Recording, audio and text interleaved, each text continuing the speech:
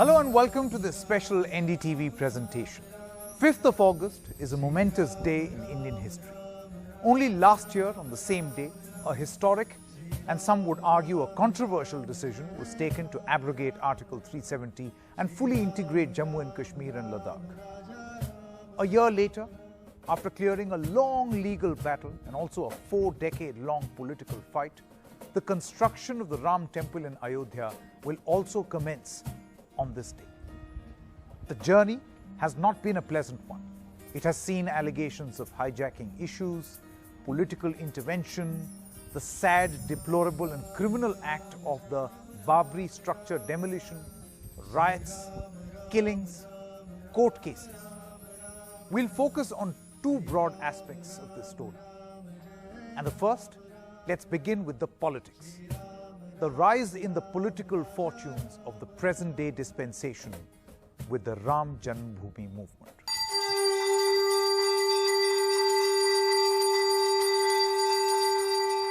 Lord Ram, believed to be the 7th reincarnation of Lord Vishnu. His association with Ayodhya, his birthplace, is a matter of deep faith for many who live in this slow-moving temple town. But for Hindus across the globe, Ram is a belief system that espouses to bring in the Treta Yuga, the period of Lord Rama, marked with morality.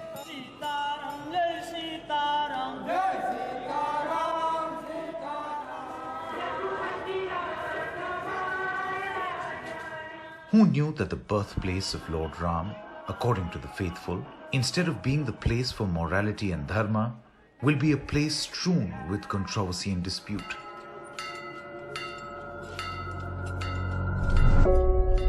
The year 1528, the times of the Mughal Raj, Emperor Babur and his army general Mir Baqi are accused of destroying a temple here and building a mosque in its place, known as the Babri Masjid. Around 5 centuries later, in the 1980s, the faith and politics around the Ram temple finally takes center stage. On the 1st of February 1986, a local court in Faizabad allows Hindus to pray inside the makeshift temple. The then Rajiv Gandhi government at the center accused of a policy of dual appeasement by reversing the Shah Bano decision to cater to a larger section of Muslims and also advocating side by side that the locks on the makeshift temple be opened. The events of 1986, second only to those in December 1949, when the idols of Lord Ram and Lakshman were placed under the central dome of the Babri Masjid. BJP was 6 years into its existence then, and its principal architects Advani and Atal Bihari Vajpayee were building a strong political movement around the Ram temple. If Rajiv Gandhi's attempt was to blunt the BJP's Ram temple agitation, the opening of the locks only emboldened the two to brand themselves as Hindutva icons. The politics around the Ram temple got shriller and shriller since then.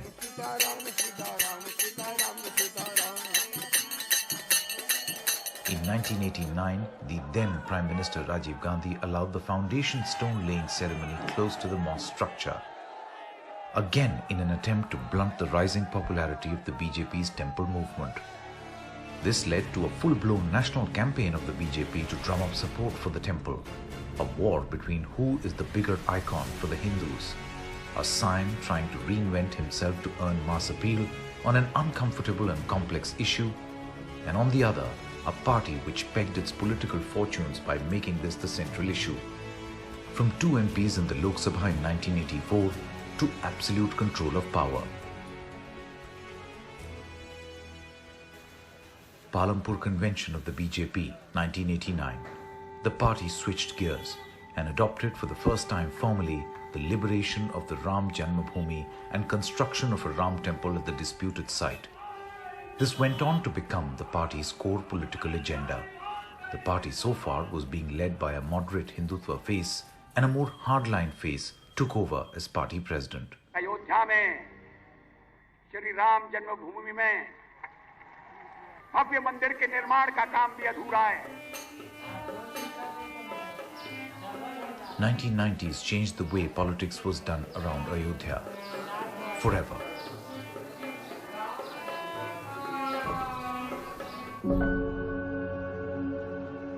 September 25, 1990.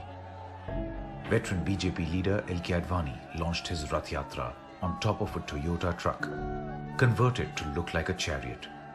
The Yatra from Somnath in Gujarat to Ayodhya in UP. This was an attempt to drum up nationwide support for the temple, blunting any previous attempt made by any other dispensation.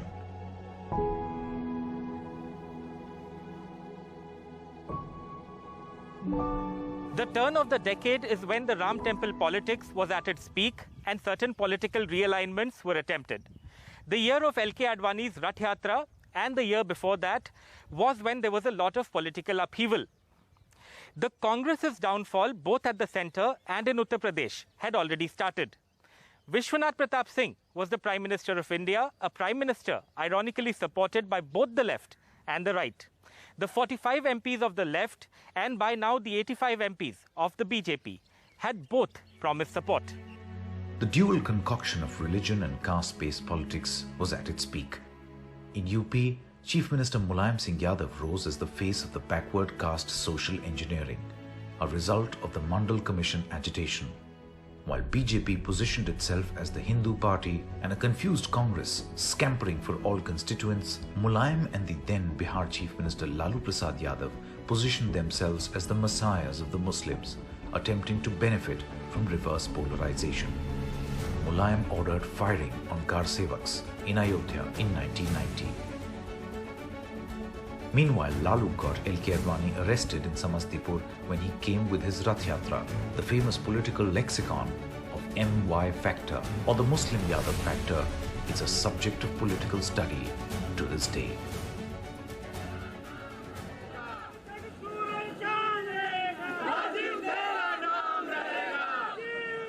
(1991) The assassination of former Prime Minister Rajiv Gandhi during an election rally in Sri Perumbudur.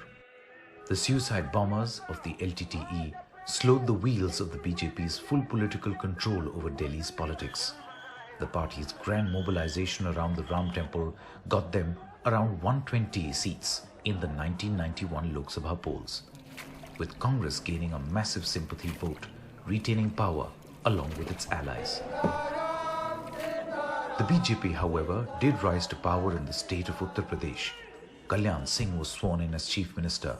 It was under his supervision that the infamous demolition of the Babri mosque happened, an incident that would tear the very delicate strands of religious harmony.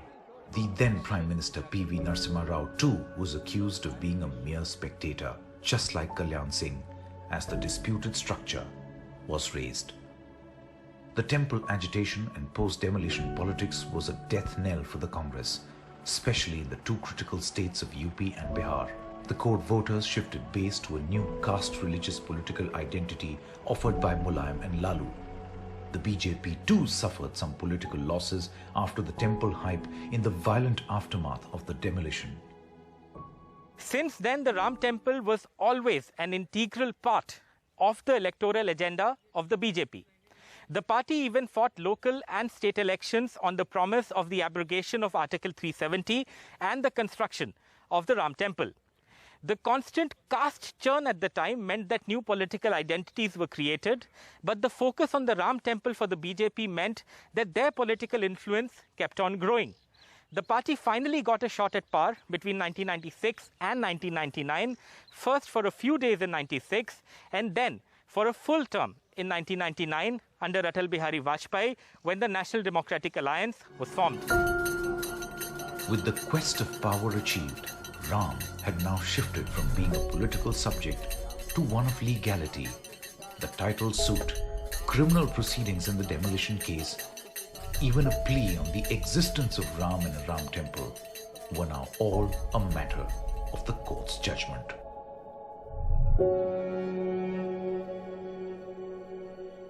The temple construction will now begin. But this sense of closure has only been a result of a very long, excruciating legal battle, one that went on for many decades.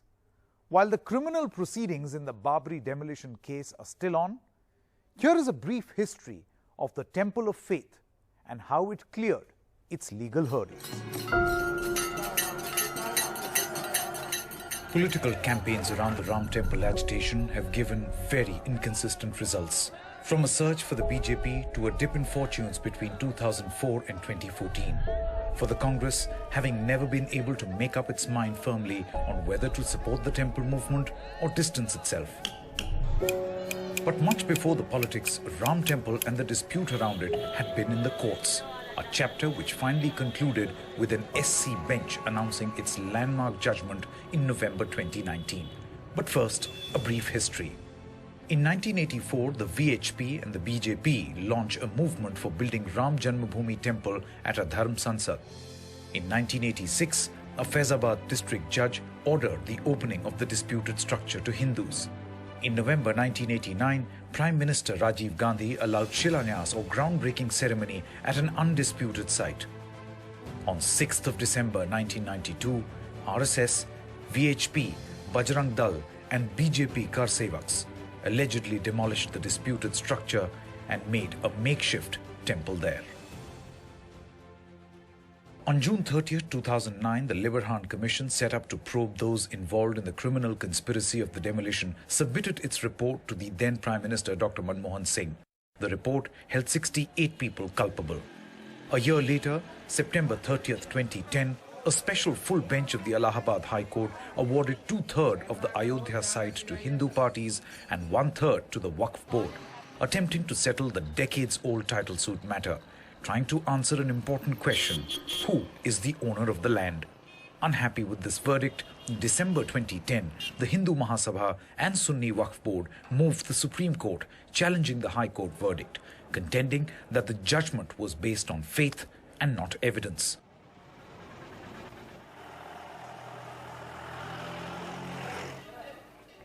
कल अयोध्या पर फैसला आया है, यह देखकर मुझे निराशा हुई है. Judgment has nothing to do with the act that took place on 6th of December 1992. That, as found by the Liberhan Commission, this judgment in no way justifies the demolition of the Babri Masjid Mosque.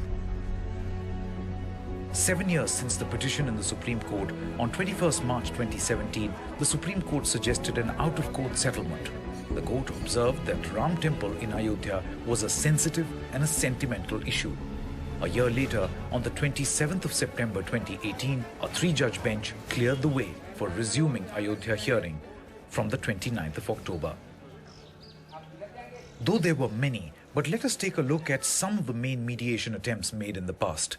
November 2017, Sri Sri Ravi Shankar's attempt. Art of Living founder Sri Sri Ravi Shankar offered his mediation to solve the Ayodhya dispute and open talks with stakeholders. December 1990, Prime Minister Chandrasekhar's attempt.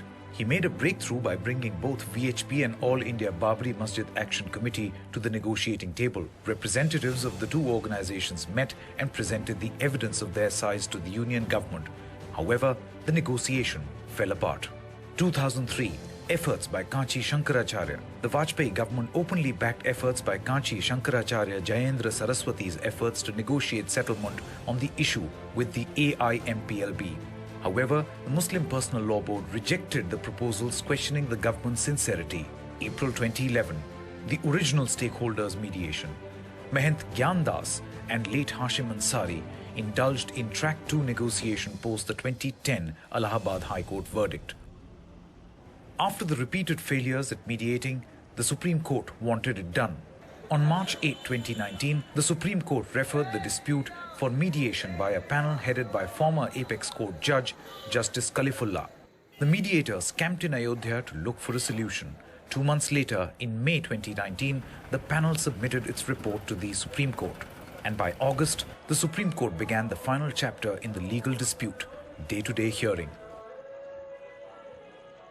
Non-stop 40 days of arguments continued in the Supreme Court, covered extensively on the NDTV network.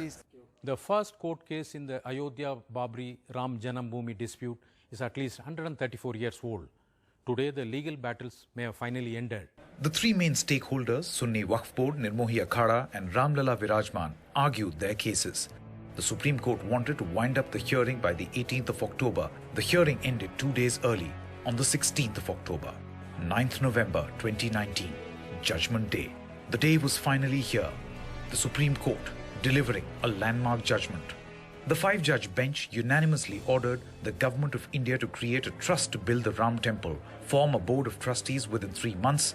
The disputed land will be owned by the Government of India and subsequently transferred to the trust after its formation. The court ordered the entire disputed land of 2.77 acres to be allocated for the construction of a temple, while an alternative piece of land of 5 acres to be allocated to the Sunni Waqf Board for the construction of a mosque. The court ruled that the demolition of the Babri Masjid was in violation of the law. Supreme Court का judgment इसके साथ हमेशा से कहते रहे कि हम respect करते हैं इसकी और पूरे मुल्क के आवाम से यही अपील करते हैं कि वो पीस और ट्रैंक्विलिटी को मेंटेन रखें, किसी किस्म का कोई प्रोटेस्ट या कोई एहतजाज किसी साइड से नहीं होना चाहिए।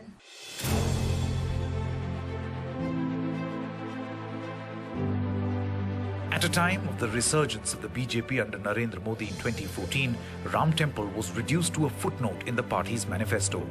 6 years since, Modi's rule is now being seen as the period in which a solution has finally come in, completing all legal obstacles and silencing all opponents. The legal victory is now being celebrated as a political one. Come the 5th of August, the grand ceremony, which will see the Prime Minister in attendance, will be an attempt to not only kickstart the process of the construction of the Ram Temple, but also an attempt to take the issue back to the People's Court, that a long-standing promise and the settlement of a dispute came under this very dispensation. And that's a wrap from us in this special presentation. Hope you liked it. Please do share your feedback on feedback@ndtv.com. News and updates will continue on the other side.